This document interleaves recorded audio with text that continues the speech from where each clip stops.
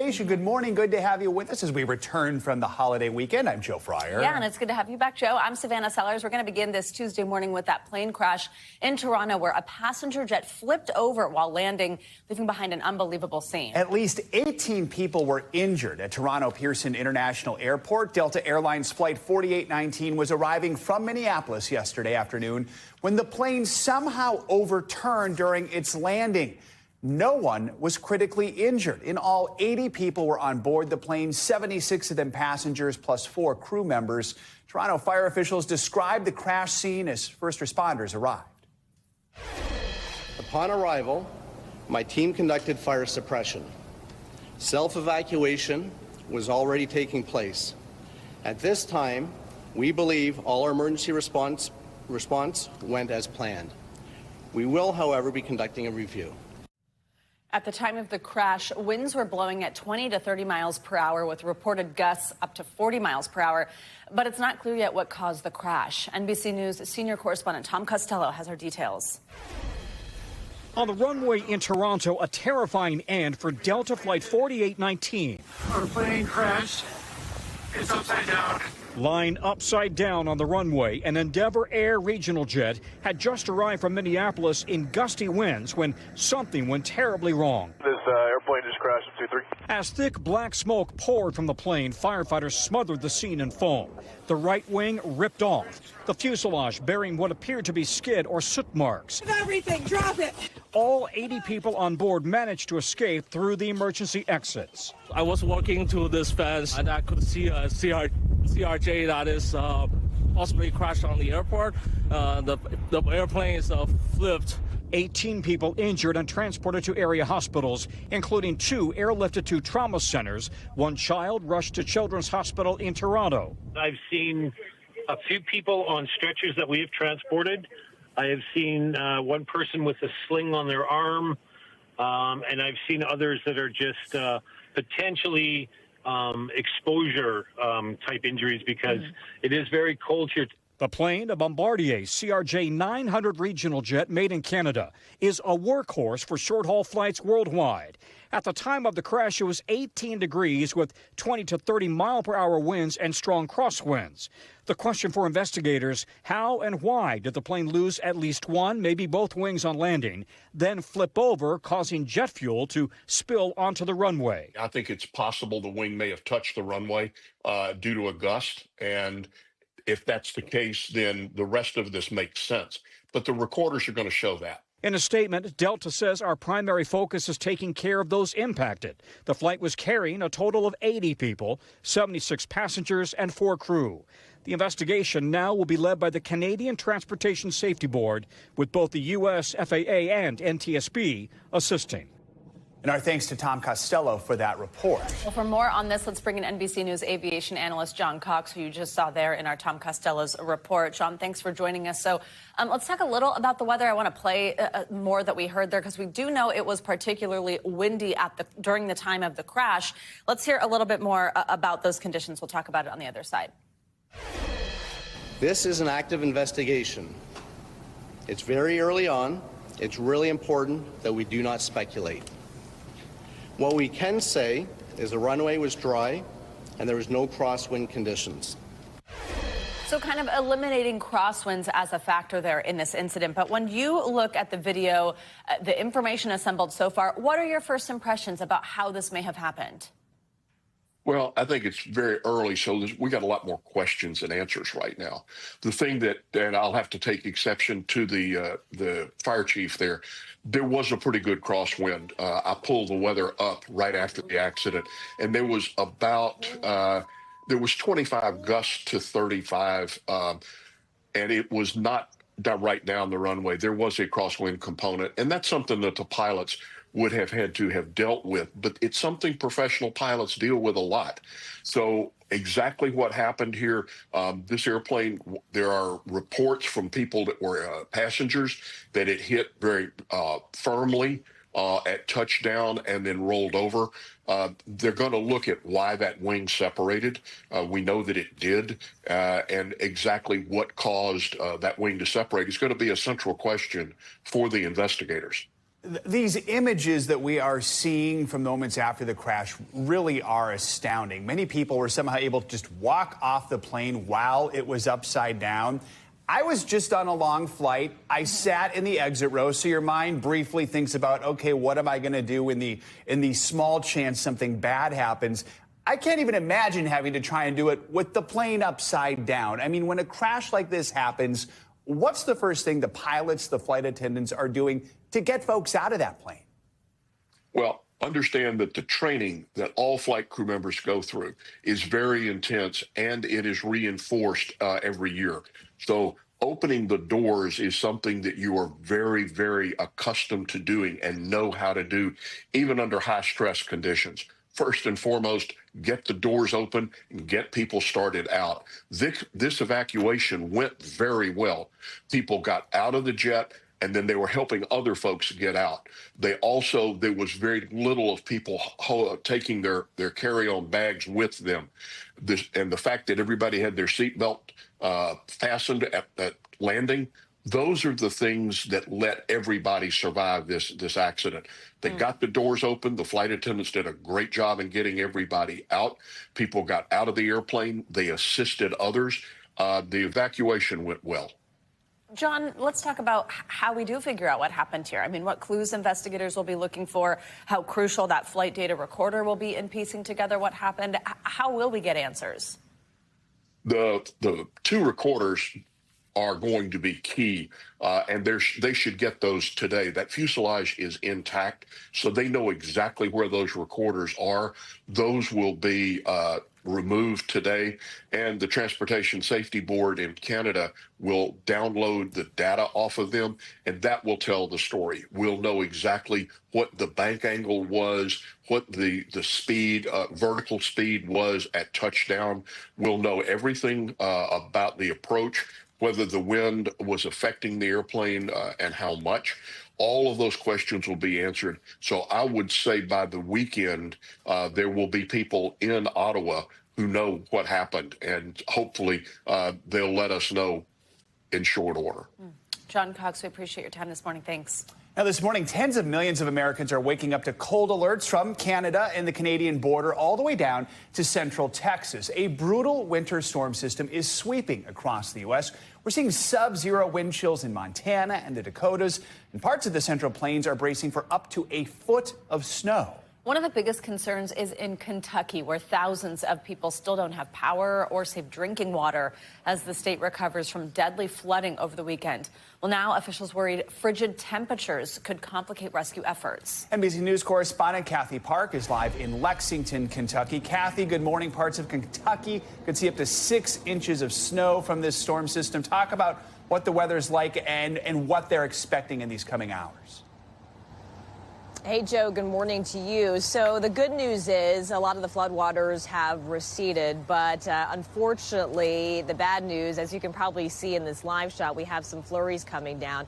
We are sitting in the 20s, and it is cold, and it will stay this way pretty much all day. It will get even colder later on this evening. But as you mentioned, the big concern moving ahead, especially here in Kentucky, is that there are places in eastern Kentucky, especially, where they're still recovering from the flood damage, and we could be looking at anywhere between 2 to 6 inches of snow. So yesterday we saw a lot of folks just kind of taking advantage of the milder conditions and just kind of making those repairs and getting the cleanup underway before this next system moves in. Kathy, we know the search and rescue missions are still ongoing in Kentucky, and in fact, more than 200 airlifts were made yesterday. Walk us through what we saw here with these rescues and the biggest concern if those need to continue as we see this snow and these freezing temperatures. Yeah, the governor yesterday during his latest briefing, he mentioned that it is a priority to get people to safety because a lot of folks are still impacted in some way due to these floodwaters. But the other thing is it's a race to get these people to safety, to shelter, because the temperatures are going to be dangerously cold. Yesterday, we were about 2 hours outside of Lexington in Hazard, Kentucky. At one point, that community was completely underwater, specifically the downtown area. I had a chance to speak with the mayor there, and he said that it really was, time was of the essence yesterday to make repairs with the infrastructure because a lot of the floodwaters damaged the water lines. And of course, with this freeze coming in, he wanted to make those repairs before we have to deal with that. You know, Kathy, Kentucky, used to ice, not really used to snow, so they don't have the snow plows and much of the equipment we have in the northern states here. Talk about the resources available to help residents, to help crews there as they prepare for this deadly 1-2 punch of winter weather. Yeah, Joe, it's interesting you brought up that point because we saw yesterday those plows actually pushing several inches of mud that collected due to the floodwaters. But, you know, talking to folks yesterday, a lot of the things that I kept hearing was that these are mountain folks and they're proud of it and they show up for their community. So it was actually very busy, especially in Hazard, Kentucky, where we kind of spent most of the day. A lot of just volunteers, neighbors, they're all pitching in and lending a helping hand because they say this is what we do for folks who need help. And that's kind of the resources that are kind of spurring up organically, pretty much. Churches, nonprofits are opening up their doors to help those in need. But at the state level, we know there are shelters available. There is a relief fund that has also been created as well to help those impacted by the floods. And then, of course, we have federal aid moving in as well.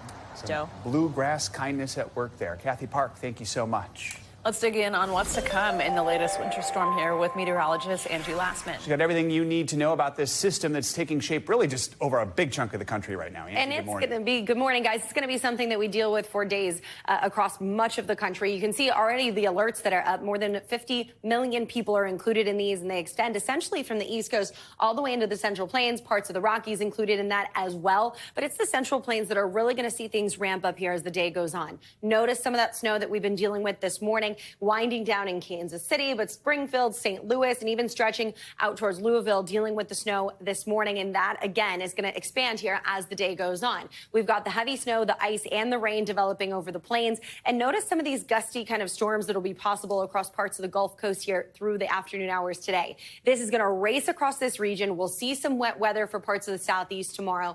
Notice the snow and ice we'll also see for places like Virginia and North Carolina. That system quickly moves offshore, but behind it, notice the snow that sticks with us. We've still got snow in the forecast as we get into Thursday across the mid-Atlantic, across parts of the Appalachians, as well as the Great Lakes. So we're not done with it just yet. We're going to start to get closer to the end of the work week and see things winding down slightly. But between now and then, some pretty substantial snow could fall, specifically places like Springfield, up to a foot of snow. We've got Norfolk close to a foot as well. Atlantic City, 1 to 3 inches. So overall, some wintry weather on the way.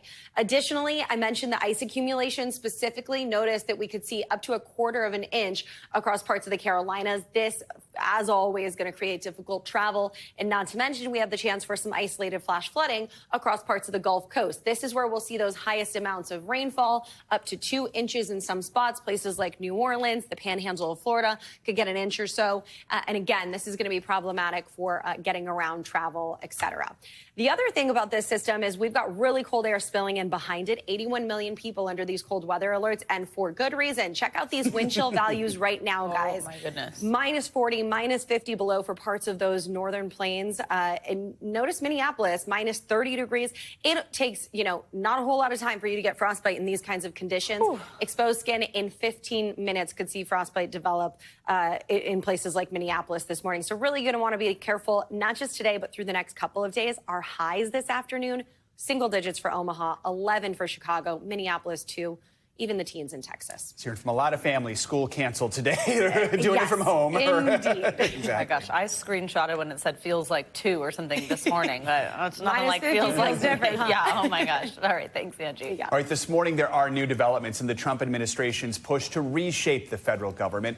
Another department is now facing scrutiny from Elon Musk's Department of Government Efficiency, or DOGE. NBC News has learned that the acting commissioner of the Social Security Administration, Michelle King, stepped down over the weekend after she refused a request from DOJ to access sensitive data of millions of Americans at the agency. That is according to two sources familiar with the situation.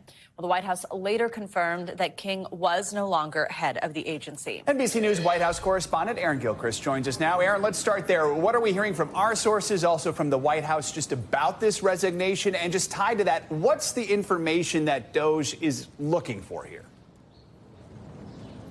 Well, Joe and Savannah, good morning. The Social Security Administration is in charge of managing payments for more than 70 million Americans. We know that President Trump has promised not to cut benefits from that particular agency as they're doing this work across the federal government to make cuts. One of the sources familiar with King's resignation in particular said that some of the information involved here in this dispute included bank information, Social Security numbers, birth dates, and in some cases medical records as well. King retired instead of giving up that information. She refused to let Musk's team access those sensitive government documents. Again, that's according to two sources, and the White House has confirmed that she is no longer the person in charge of that agency. We know that the White House press secretary, Caroline Leavitt, gave an interview last night where she talked about this, and she said that the president has directed DOJ teams to identify fraud at the Social Security Administration. There was an anecdote from Elon Musk last week when he spoke in the Oval Office where he said that there was at least a case where someone was collecting Social Security benefits who was 150 years old. So that sort of offers an example of what they describe as waste in that agency. Leavitt did say that his team has not dug into the books just yet, Joe and Savannah, but they do expect that they will find some waste and potentially fraud at the Social Security Administration. Aaron, all this comes as mass layoffs across the government are continuing. We know nearly 300 employees at the FAA, the Federal Aviation Administration, have been fired. We're also learning that the Department for Homeland Security is planning to fire hundreds of senior leaders this week. What can you tell us about all this?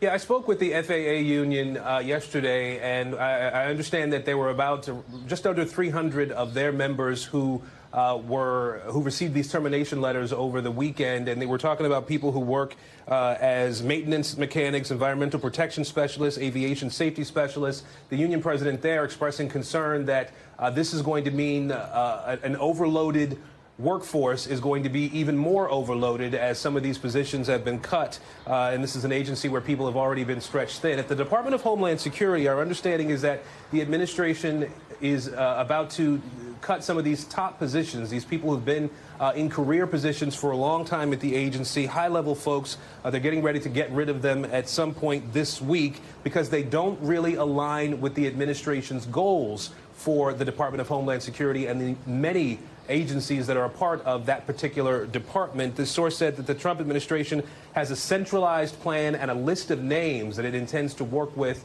to make these cuts across that agency. And these are not folks, we understand from one source, who have job performance issues or who are being cut as a result of an effort to downsize that agency. This is people who simply are not aligned with what President Trump wants that agency to be doing, Joe and Savannah. And Aaron, on this President's Day, we saw a lot of pushback and protests to President Trump, right?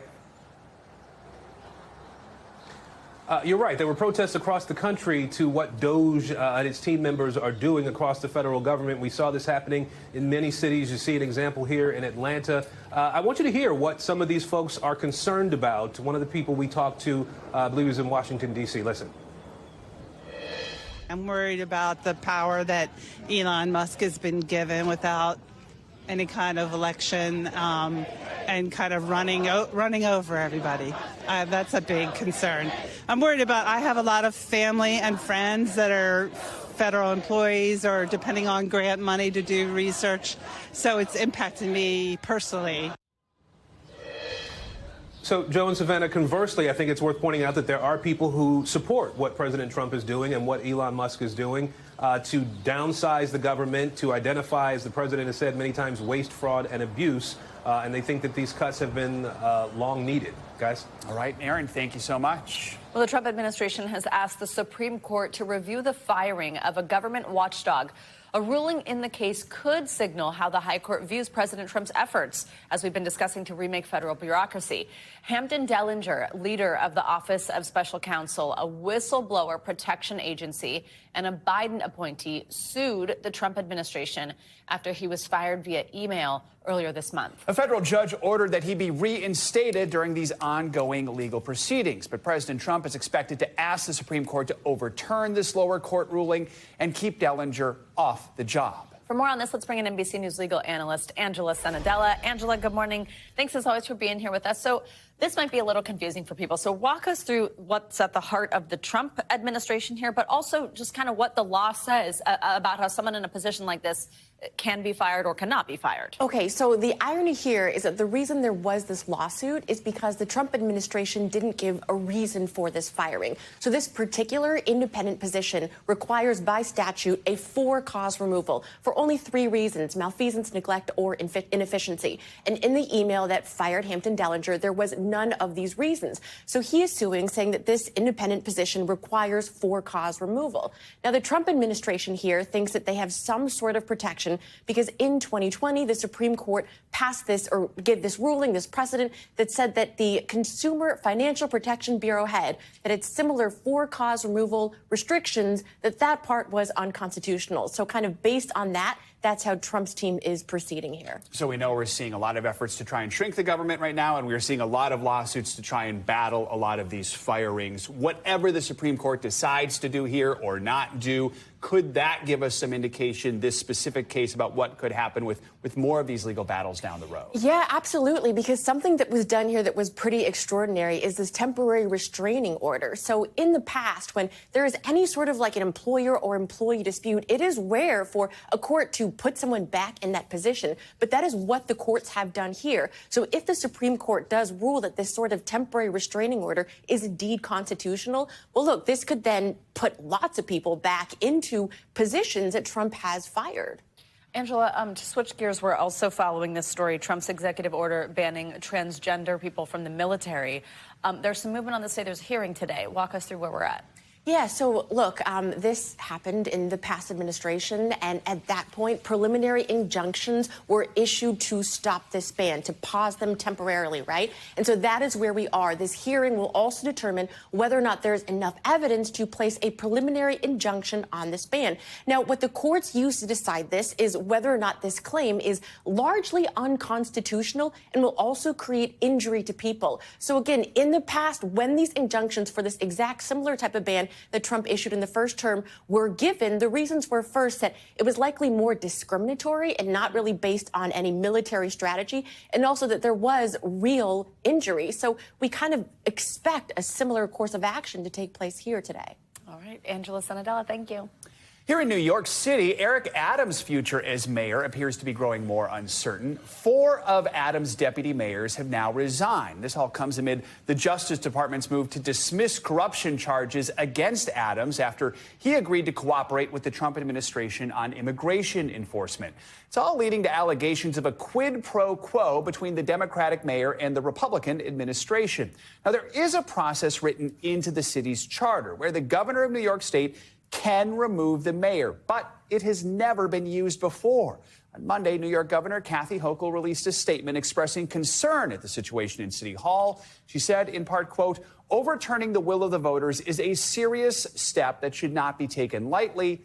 That said, the alleged conduct at City Hall that has been reported over the past 2 weeks is troubling and cannot be ignored." She added, quote, "I have asked key leaders to meet me at my Manhattan office for a conversation about the path forward."